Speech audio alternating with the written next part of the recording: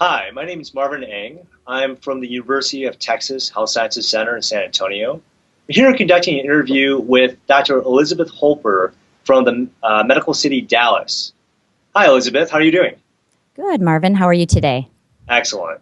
We're here to discuss your article published in CCI as the editor's choice. And it's a randomized study involving first generation and second generation Edward Sapiens device and comparing outcomes with respect to percutaneous versus surgical access. Can you tell us a little bit more about the study and where the concept came from? Sure. Yes. And first of all, thank you very much for allowing us to be here.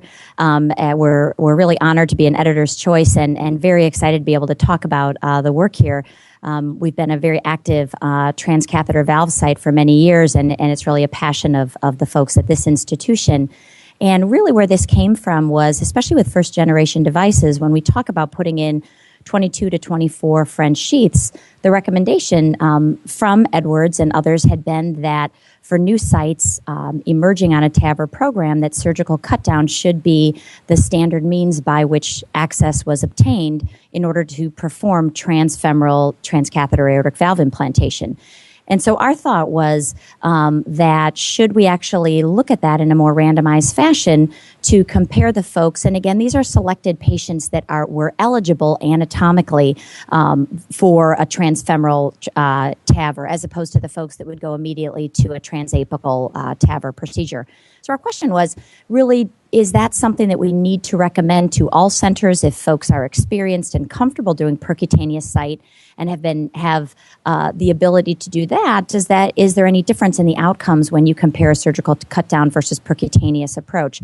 Especially since, while this is a percutaneous procedure, we all are well aware that this is a very involved procedure with multiple moving parts and a lot of comorbidity. And the question is, can we try to loosen that somewhat to have one less operative component as compared to two, a pre-close in the groin that all of us in cath labs are very familiar with, instead of involving the surgeon in another aspect of the procedure and then another surgical part to control afterwards. And that's really where the impetus for this study came from. Great.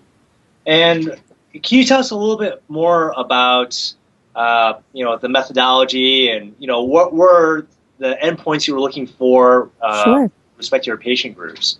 Sure. And so this is a small study for sure. When we talk about a study of 30 randomized patients, this is a very small hypothesis generating study, or more of a proof of concept study, one would say.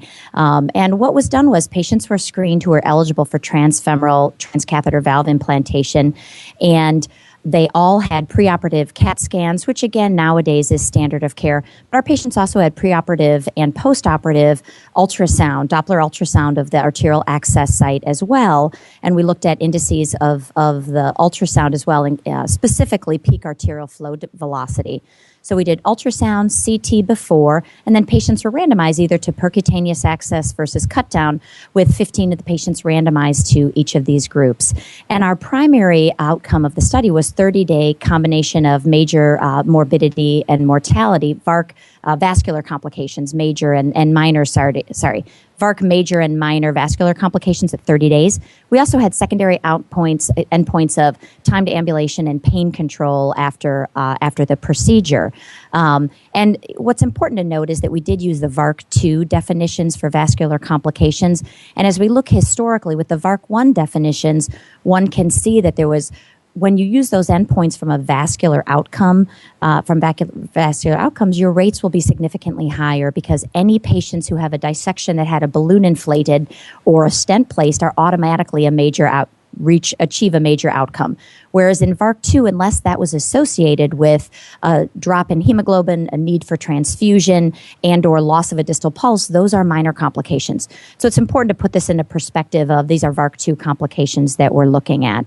And so primary outcome, again, VARC-2, major and minor vascular complications at 30 days. And then the secondary endpoints that I mentioned were what we looked at in this study. Great.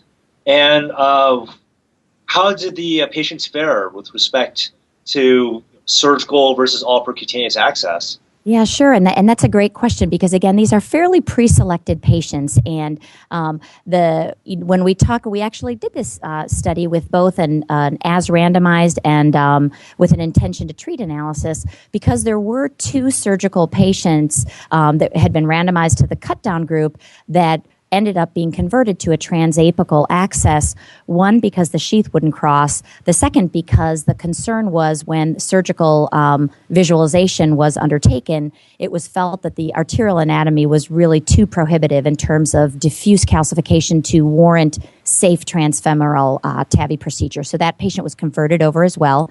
And then we had one patient in the percutaneous group that also, upon further evaluation at the time of the procedure with a BMI over 35, it was felt that really wasn't a great type of a patient for a percutaneous procedure and thus was converted to surgery. So 27 of the 30 patients were treated as randomized, and then with the 3 patients that I mentioned below. And I would mention while we did analyze the patients in a randomized and an as treated fashion, we didn't find significant differences among those groups. Again, these are small numbers, but that didn't necessarily change the outcomes that we found, which was basically no significant difference in our primary endpoint of VARC, combination VARC major and minor complications. When we also broke that down to VARC major versus VARC minor complications, also no significant difference when we look at the outcomes in the percutaneous versus surgical cut-down groups, which again for our site was very reassuring because we have converted on the majority of patients that have appropriate anatomy on pre-screening to a primary approach of all percutaneous, again, with the caveats that they have the appropriate vascular anatomy. And this really confirmed that that is a safe approach and doesn't necessarily, again, in this small study, doesn't necessarily increase our complication rate. Great. And I understand that you guys, there was some post hoc analysis was performed, kind of identifying univariate predictors for complications.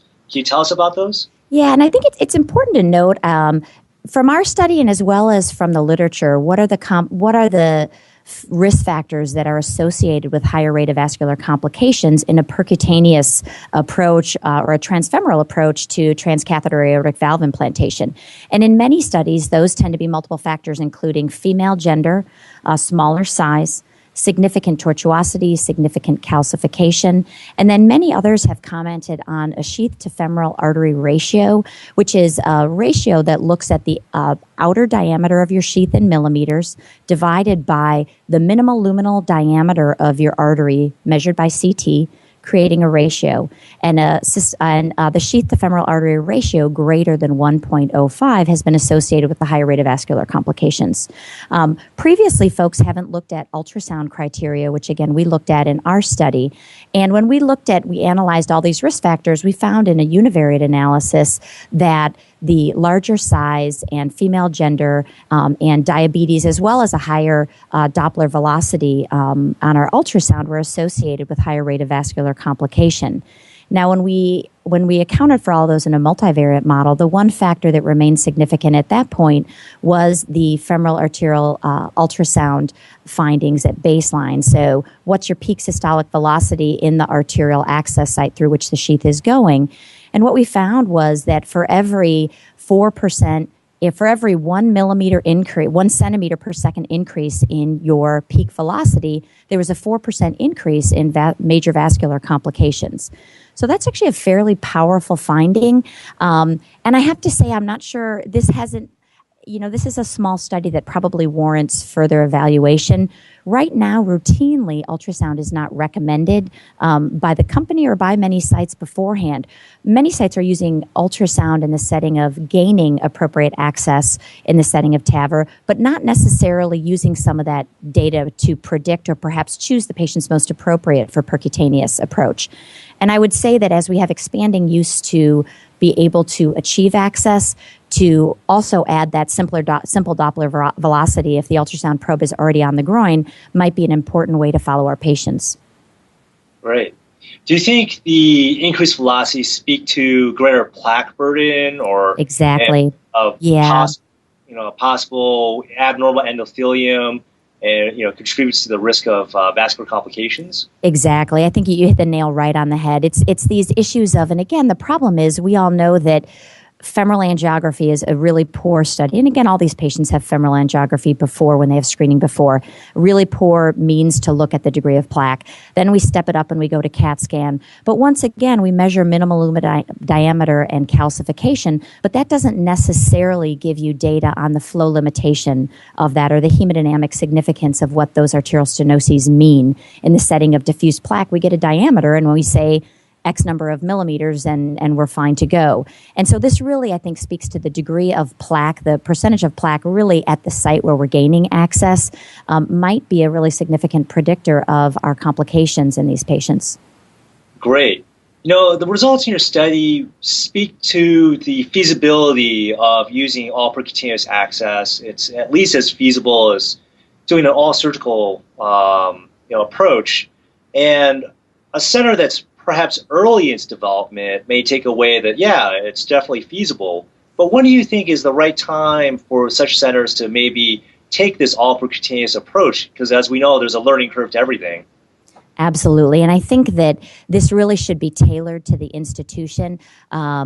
If you are an institution that has operators that are very comfortable working with larger sheaths in other capacities, if there's pediatric interventions like coarctation stenting or other types of procedures where you're comfortable with large sheaths and with the pre-close technique to gain access, then I think that perhaps that center is well suited to have lesser of a learning curve that we talk about.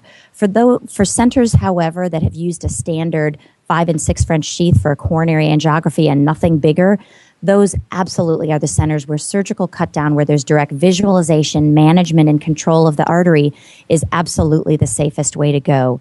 And the other comment on this, which was important, when we look at the complications that were equivalent in both arms of the study, in whether it was percutaneous or surgical, were percutaneous treatments in both arms as well as surgical treatments in both arms. So this team approach, as we've really highlighted all of us in the TAVR field, is critical when we talk about the vascular management of patients. So even in an all percutaneous access site, there are some complications where surgery is going to be really critical. And then there's some times where where the surgeons, with a surgical cut down, will need to have those percutaneous approach. So this highlights the fact that a strong interventionalist who has the ability to do peripheral interventions, as well as a surgeon who has the cardiac and vascular skill and expertise, are really important when we work together on these types of cases. But I think that even as we look at the impending approval of the XT device, which will be an 18 French sheath, it's still the case 18 French is a lot larger of a hole than we're used to with standard diagnostic coronary angiography. And it's still the case for brand new centers that a surgical cut-down approach is going to be the recommended way to go at the outset, with an increase in training and practice, allowing folks, after feeling comfortable and having a good number of cases and proctoring, to be able to convert to a more percutaneous access. Well, Liz, I think that you bring up a great point as far as the team approach. It really has been one of the most recent evolutions in integrated cardiovascular care. And I think TAVR is an excellent example of combining the knowledge and skill of both surgical experts and cardiologists and percutaneous experts to achieve optimal outcomes.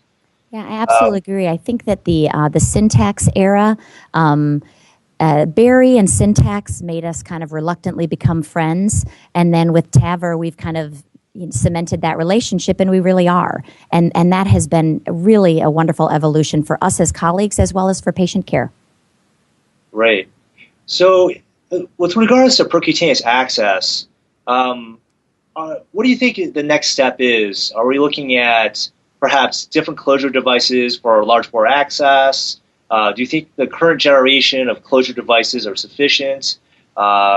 So far, we think that we have a better grasp of how to screen patients who are more susceptible to vascular complications. Yes.